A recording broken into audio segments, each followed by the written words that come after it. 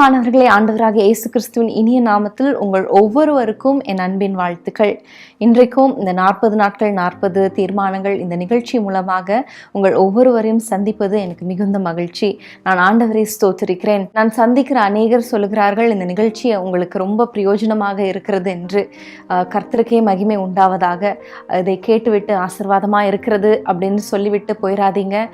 ஒவ்வொரு நாளும் இதை கடைபிடிக்க, உங்கள் வாழ்க்கையில் அபியாசப்படுத்த, இதை ஒரு பழக்கமாக, வழக்கமாக, ஒரு பிராக்டிஸாக கொண்டு வரும்படி நான் தாழ்மையோடு கேட்டுக்கொள்கிறேன். இன்றைக்கும் நம்ம ஒரு தீர்மானம் எடுக்க போகிறோம். பிரியமானவர்களே, ஒரு முறை ஒரு தகப்பனாரும் தன்னுடைய மகனும் ட்ரெயினில் பிரயாணம் பண்ணி கொண்டிருந்தாங்களாம். அந்த மகனுக்கு ஒரு 25 வயது இருக்கும். அந்த மகன் தன்னுடைய இருக்கிற அவங்கள அப்பாவை பார்த்து பயங்கர எக்ஸைட்டட் ஆகி அந்த விண்டோ ஓரமாக உட்கார்ந்து, அந்த ஜன்னல் ஓரமாக உட்கார்ந்து ஜன்னல் வழியாக காரியங்கள் எல்லாம் பார்த்து ரொம்ப மிகவும் ஆச்சரியப்பட்டு உற்சாகமாய் அவங்க அப்பா இடத்துல, அப்பா பாருங்க, மரங்கள் எல்லாம் நமக்கு பின்னாக ஓடிக்கொண்டு இருக்கிறது, மேகங்கள்லாம் நம்மோட வருகிறது, பறவைகளை பாருங்க, இந்த மரத்தை பாருங்க, இந்த ட்ரெயினை பாருங்க, எவ்வளோ பெருசா இருக்கு, எவ்வளவு நீளமா இருக்கு, ஆச்சரியப்பட்டு பேசிக்கொண்டே இருந்தானா.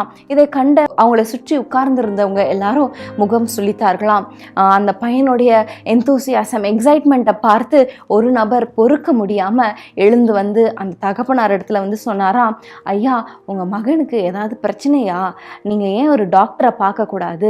டாக்டரை பார்த்து அதற்கான வைத்தியத்தை நீங்க பார்க்கலாம்ல அப்படின்னு சொன்னாராம். அந்த தகப்பனார் மெதுவாக சிரித்து கொண்டே, ஐயா, நாங்க இப்போ டாக்டரை பார்த்துட்டு தான் வரோம்.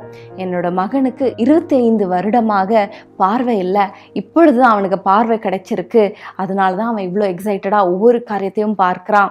நம்ம எல்லாரும் சிறு வயதுலேருந்து பார்த்து வந்த காரியங்களை அவன் முதலா பார்க்கறதுனால இவ்வளோ ஆச்சரியப்படுகிறான், இவ்வளோ எக்ஸைட்டட் ஆகுறான் அப்படின்னு சொன்னாராம்.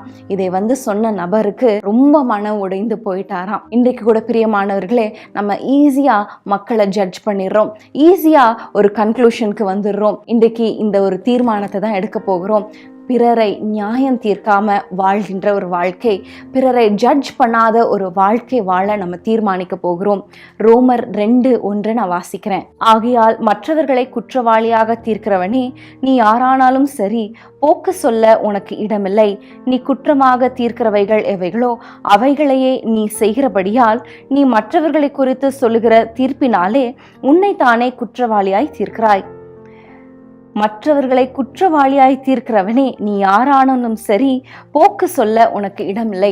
பிரியமானவர்களே, இன்றைக்கு ஈஸியாக மற்றவர்களை பார்த்து, மற்றவர்களுடைய வாழ்க்கையை பார்த்து, அவங்களுடைய நடவடிக்கைகளை பார்த்து நம்ம இவங்க இப்படிதான், இவங்க ஏன் இப்படி பண்ணுறாங்க, ஏன் இந்த மாதிரி பேசுகிறாங்க அப்படின்னு சொல்லி நம்ம ஒரு கன்க்ளூஷனில் வந்துடுறோம். உண்மையாகவே ஒரு காரியத்திற்கு 3 பக்கங்கள் உண்டு. ஒன்று நாம் பார்க்குற ஒரு பக்கம், மற்றொன்று பிறர் சொல்கிற பக்கம், மூன்றாவதாக உண்மையான ஒரு பக்கம் இருக்கிறது. இன்றைக்கு ஒரு காரியத்தை குறித்து அதோட உண்மைத்தன்மை தெரியாததுனால நம்ம சில காரியங்களில் ஈஸியாக பிறரை ஜட்ஜ் பண்ணி விடுகிறோம். இவங்க இப்படி தான், இதனால தான் இப்படி செய்கிறாங்க, இவங்க இப்படி செய்யலாம் அப்படின்னு சொல்லி ஈஸியாக நம்ம புறங்கூறுறோம், மற்றவர்களை நியாயம் தீர்க்கிறோம், மற்றவர்களை வேதனைப்படுத்தி பேசிடுறோம். பிரியமானவர்களே, கண்ணால் காண்பதும் போய், காதால் கேட்பதும் போய், தீர விசாரிப்பதே மெய் என்று சொல்லுவாங்க. ஆனால் மற்றவருடைய வாழ்க்கையை தீர விசாரித்து நம்ம என்ன பண்ண போகிறோம்? உண்மையாகவே அவங்களுடைய வாழ்க்கையில் இருக்கிற பிரச்சனைகளே பெரிய பிரச்சனையாக இருக்கிறது இல்லையா? அதில் ஏன் மற்றவருடைய வாழ்க்கையை நம்ம பார்த்து கொண்டிருக்கணும்? மற்றவருடைய வாழ்க்கையை ஏன் நம்ம தீர விசாரித்து கொண்டிருக்கணும்? மத்தேயுல கூட ஆண்டவர் சொல்லுகிறார், உன்னுடைய கண்ணில் இருக்கிற உத்திரத்தை நீ பார்க்காம உன் சகோதரனுடைய கண்ணில் இருக்கிற துரும்பை ஏன் பார்க்கிற என்று ஆண்டவர் சொல்லுகிறார்.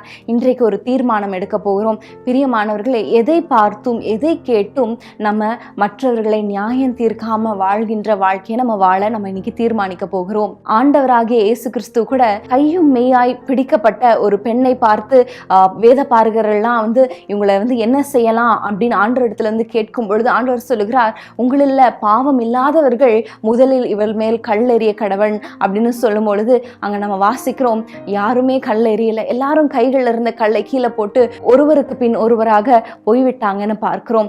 ஆண்டவர் சொல்லுகிறார், நானும் உன்னை நியாயம் தீர்க்க மாட்டேன், ஆக்கினைக்குள்ளாக நான் தீர்க்க மாட்டேன்னு ஆண்டவர் சொல்லுகிறார்.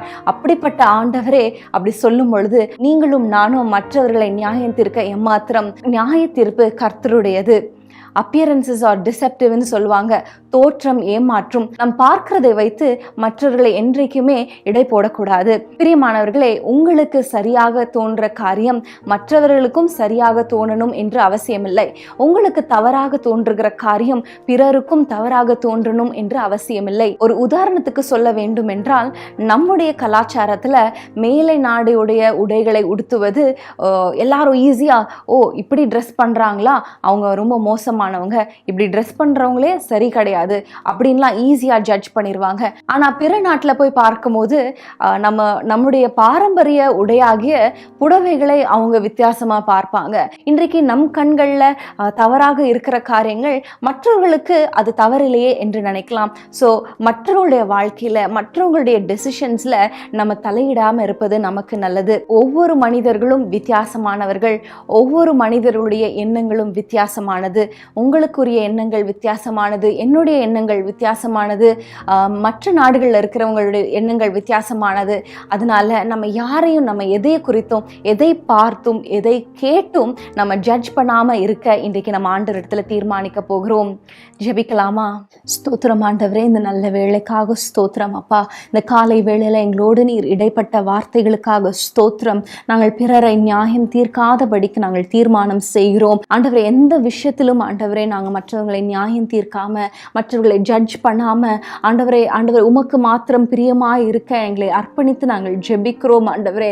ஆண்டவரே, மற்றவர்களை நியாயம் தீர்க்கிற வார்த்தைகள் எங்கள் வாயிலிருந்து புறப்படாதபடிக்கு, எங்கள் சிந்தையில கூட மற்றவர்களை ஆண்டவரை நியாயம் தீர்க்காதபடிக்கு, ஜட்ஜ் பண்ணாதபடிக்கு எங்களை நாங்கள் அர்ப்பணித்து நாங்கள் ஜெபிக்கிறோம் அப்பா. உமக்கு ஸ்தோத்திரம் ஸ்தோத்திரம். நீதியுள்ள நியாயாதிபதி நீங்க ஒருவர் மாத்திரமே ஆண்டவரே. நாங்கள் அதை எடுத்துக்கொள்ளாதபடிக்கு, அந்த ஸ்தானத்தை நாங்கள் எடுத்துக்கொள்ளாதபடிக்கு இன்றைக்கு நாங்கள் எங்களை அர்ப்பணித்து நாங்கள் ஜெபிக்கிறோம். கடந்த நாட்கள்ல ஆண்டவரை பிறரை நியாயம் தீர்த்து, பிறரை குற்றம் சொல்லி, பிறரை ஜட்ஜ் பண்ணி, பிறரை ஆண்டவரை நாங்கள் கண்டம் பண்ணி பேசின வார்த்தைகளை எங்களுக்கு மன்னிங்க. கடந்த நாட்கள்ல நாங்கள் செய்த தவறுகளை எங்களுக்கு மன்னித்தருளும்படியாக நாங்கள் ஜெபிக்கிறோம் ஆண்டவரே. வரும் நாட்கள்ல உம்மை போல உம்மை பிரதிபலிக்கிற ஒரு வாழ்க்கை வாழ நாங்கள் அர்ப்பணித்து நாங்கள் ஜெபிக்கிறோம்.